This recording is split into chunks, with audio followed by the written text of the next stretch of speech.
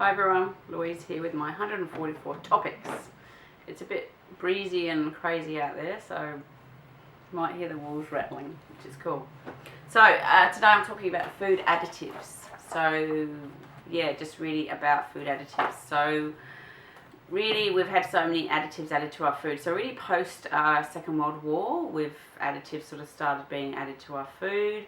And it was really from that time on that we've even had up to 1,000% more additives to our food. Why are they adding them to our food? They're adding them to our food because of mass production. So food's being mass produced. There's more of it being produced. They want to increase shelf life. So food actually lasts longer. And then, because we're going to eat more of it, because it's got more addictive abilities, because it's easier for us to use, it's more convenient. So there's a whole array of them. So reasons why, and who knows why. So again, I've spoken with this about the drugs, that when people are creating drugs, recreational drugs, with the intent of money and greed, there's also that essence that happens in some of these processed foods and foods that we're eating as well. So in Australia, we've got about, from my notes here that I wrote a lecture on this, which is, you can see it online, about food additives. There was 350 additives that we had in Australia, I don't know, 5, 6, 7 years ago. I'm sure there is so much more now. And of those additives, there's about 50 which are known to have really sort of dangerous effects.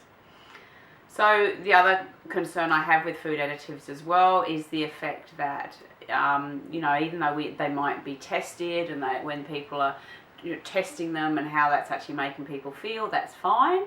But when you actually start to combine them all together and you start adding a mixture of different, colours, flavours, stabilisers, anti-caking agents and all that sort of stuff, then that becomes more of an issue, because there's, we don't know the long-term effects of using such additives over a period of time in those combinations and in those variations. So when I was studying naturopathy over 30 years ago, we were told then that our bodies take more than 3 years to decompose because of the chemicals that we have in them. I've since heard more recently that it can take up to 5 years for us to decompose, because we can be just so full of preservatives. So where are you going to find them? You're going to find them predominantly in any food that is packaged. Any food that's been made is mass produced. So again, you're beginning to see here that part of the theme here is to get off, packaged food or pre-prepared foods or pre-created foods. But there's also additives in certain things as well that you're not aware of. So flour, baking soda, baking powder, that sort of stuff as well. They actually have anti-caking agents in them. So whenever you see anti-caking agents, and I forget the number off the top of my head, anti-caking agents are basically so that when you pour the flour out of the bag, it flows very smooth and doesn't come out in clumps. So one of the main ingredients in anti-caking agents is aluminium. And of course we've got aluminium going straight to our brain, affecting us straight away, so that can be a bit of an issue there. Rain's coming in. So there are so many additives, and here I'm just talking about food. We'll talk about cosmetics and other toxins at another time. So what types are we? We've got emulsifiers, we've got colours, we've got flavouring agents, we've got thickening agents, we've got stabilisers, we've got pouring agents, we've got there's just heaps and heaps of them. So the biggest thing that you can start doing is to start read the numbers. Look at reading the numbers, being aware of what there is. If there's a lot of E numbers in there or a lot of numbers in there, like a number is not a food in any shape or form, but sometimes these can be hidden in another way. So it might say natural food flavours or something like that, which is just another term for certain additives as well. So there are some good books. There's a book called Additive Alert by a WA lady, West Australian lady called Julie Eadie. Very much well worth getting that. There's also another book which I believe is still around and in publication, called The Chemical Maze, which again can talk about food additives. So I'm not going to go into too lengthy thing here, but I'm just going to talk about the ones that I'm probably the most about. And the first one would have to be artificial sweeteners. So they have the E900 numbers, whether it's E900 or E950. So artificial sweeteners are just a real no-no for me, and they're so hidden in so many places. So even chewing gum, you know, I knew a girl who was 15 years old. She started showing early Parkinson's signs, early MS signs. So she was actually getting numbness and tingling and you know, neurasthenia and you know, issues like that. And upon further investigation, it was the chewing gum, like she was using sugar-free gum. So when pilots are flying, they're not allowed to have any diet drinks or diet things like that for up to 2 hours prior to that, because there's a high incidence of epileptic seizures and actually having convulsions and seizures with that. There's also stories where they had big crates of Diet Coke that was, or diet drinks shipped out to the armed forces in, you know, hot countries, and they had these crates sitting over there because once these diet, these aspartame, these artificial sweeteners are actually heated up to a certain level, like I think it's over 40 degrees or whatever it is, then basically it turns into methanol, which becomes very toxic. There's also a case in particular that I'm thinking of where a man was, I think he was on his exercise thing, this is in the US, he was drinking an energy drink or something like a Mother or a Red Bull or something, and then he had a diet drink, and then plus the combination of the exercising, and he just dropped dead, and his wife got imprisoned for poisoning him, when it was just, you know, it was just easier to look at her poisoning him as opposed to the combination of, you know, the diet drinks and the phenylalanine and the tryptophan and the MSG. So this is where these chemical concoctions can come together and become really, really toxic. So MSG and aspartame are in the same category. They're both excitotoxins or neurotoxins. They both will kill the nerve cells. So this is a little nerve cell. You've got your little dendrites up one end here, and this attaches to the next nerve cell like this, so they sort of hang on, attach, and they go in big long lines. So these little dendrites here, within 1 hour of consumption, they just sort of start to shrivel and wither, and they can just easily die. The issue with that is that nerve tissue takes a longer time to regenerate than normal tissue. So muscle tissue, you know, can regenerate a lot faster than nerve tissue.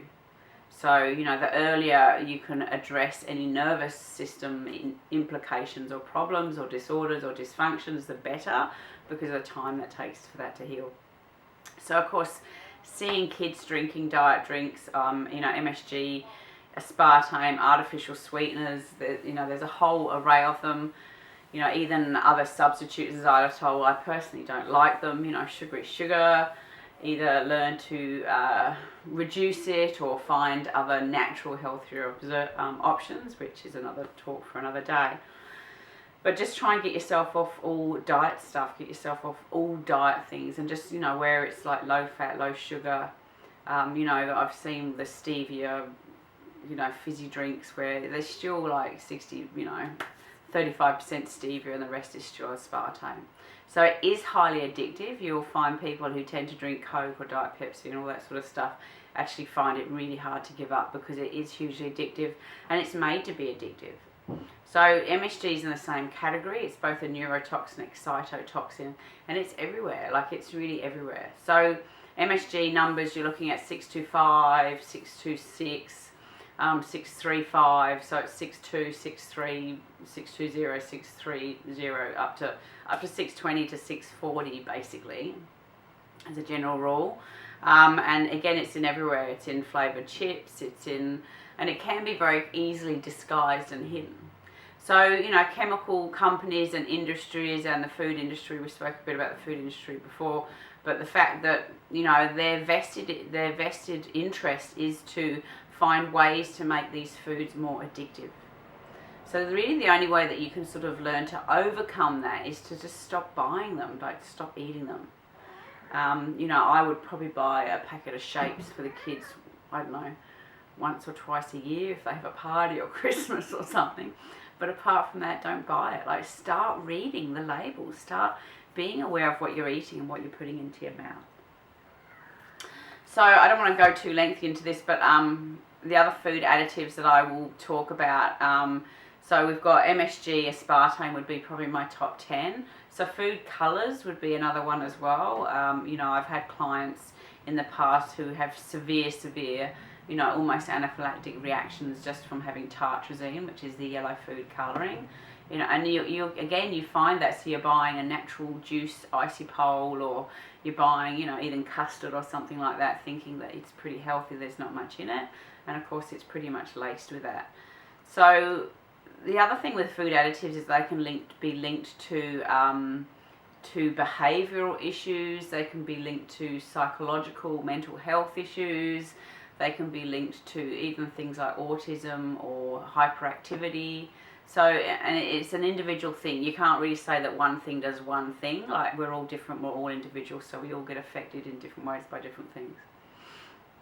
So colours, MSG, artificial flavours, aspartame, and the other one I would probably talk about is synthetic phosphates. So these are flavouring enhancers. You tend to find them in processed cheese, like, spreadable cheeses. Again, fizzy drinks, like if we drank lemonade without the flavour fruit acids or the food acids in it, we wouldn't like it at all. So it's very much sort of put in there for flavouring. And the other place where you find it a lot is deli meat. So, my kids rarely again get ham or, either polony or certain sausages. I just rarely buy them at all because they're just full of food acids. So there was a book called Phosphate. So there was a book called The Phosphate, the Hidden Drug by Hertha Hatha, which was a very interesting read.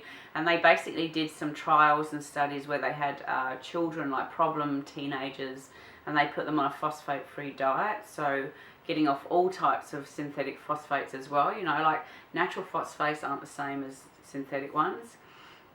And the numbers for those, by the way, are 4-5, 4-5-1, 4-5-2, those sort of numbers. And they actually got all these sort of problem teenagers and kids off all these synthetic phosphates, and they became little darlings and little angels. So they asked if they could have funding to extend the study that they were doing, and basically got told no.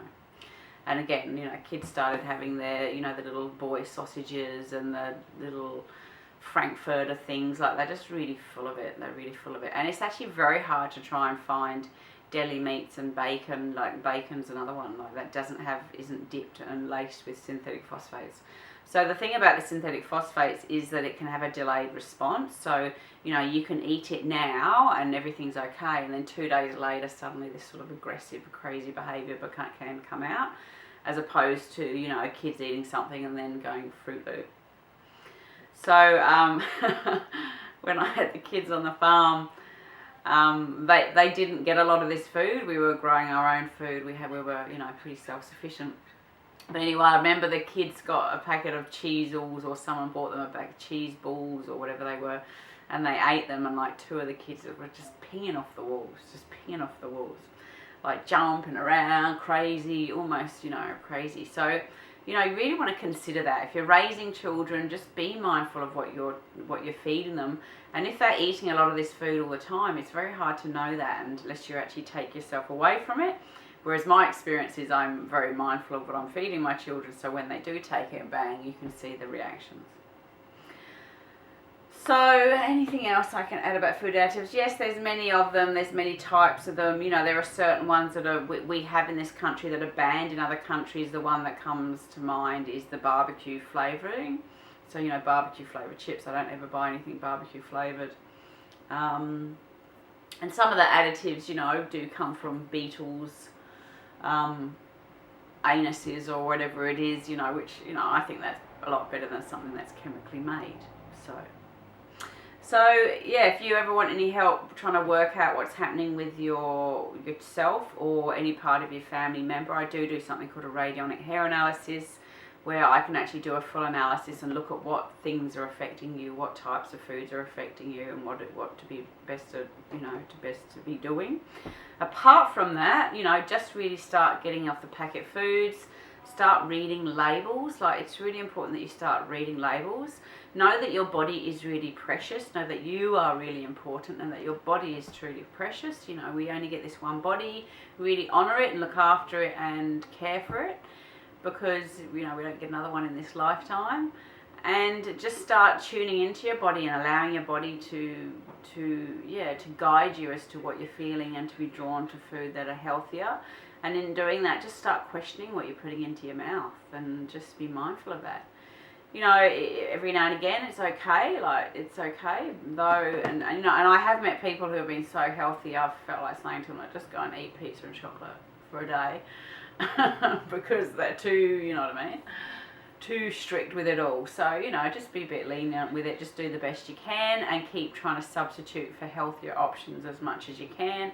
You know, if you've got the choice between 2 brands, maybe just take that time, pick up the label, look at it, read the other label, and just do a little comparison, and then start, you know, looking at going for the less numbers in that brand. So when I go shopping, there are certain brands that I just go to that brand, because I know them, I've read the labels, and I check them quite regularly. So, you know, there are other additives as well. So, you know, I'm going to do a talk about oils and stuff, but I might change the theme a bit next week. But apart from that, you take care of yourself. If you want to know any more about the radionic hair analysis, let me know. It's a great in-depth way to get an overview of everything that's happening in your life and in your physical body. Apart from that, seeing you always in happiness and health, and have a fantastic day and take care.